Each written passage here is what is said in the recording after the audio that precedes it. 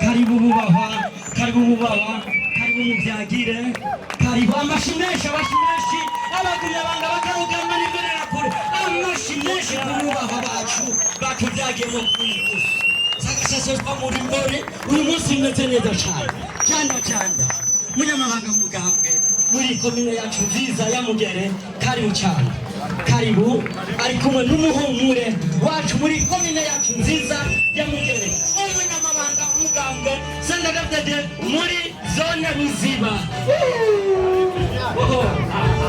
nimubyagira narigiye ari kumwe na Rigide Faru muri komine yacu nziza ya Mugere ari kumwe na Sendagabdede muri komine yacu nziza ya Mugere Sendagabdede songa mbere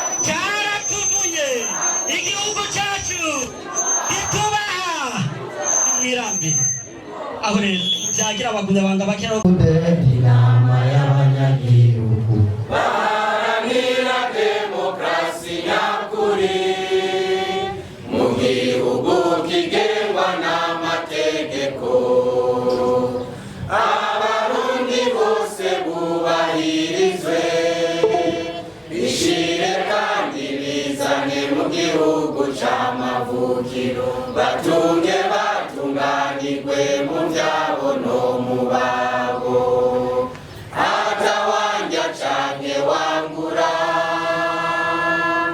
senindende efunde dirondera ineza ya bose nikumire gomba ubutungane ubusarikanya muri byose umutekano kuri bose kugira bene Burundi bohe kwamabishwa kandi ataco bazira bangazwa n'ibikoko abarundi turavyanse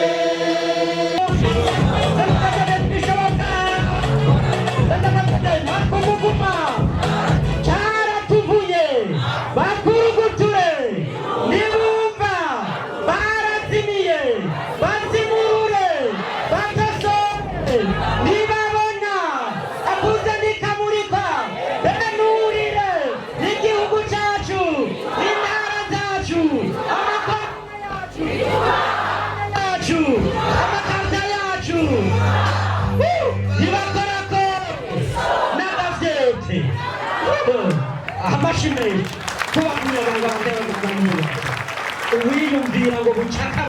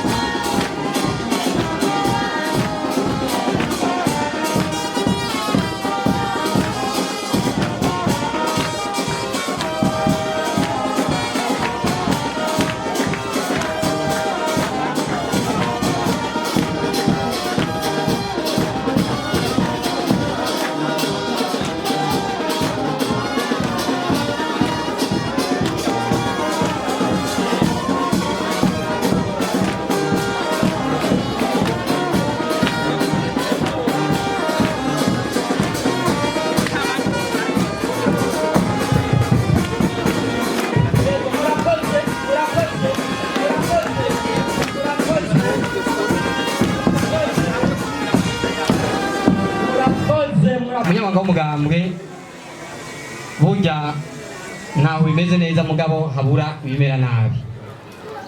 Umugambwe w'Ikati Nyabugete turafise intambamyi imwe kandi twamanye kuva kera, iyo nayo ntiya nyakubahwa munyamabanga w'umugambwe, twebwe ico mudutuma amajwi natwe utege gutya hama tugende twemeze.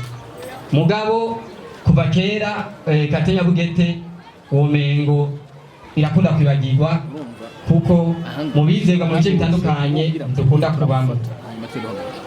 Aho rero harakomeye cyane kuko n'akanominasiyo k'umukuru w'igisagara dukunda kukaronka.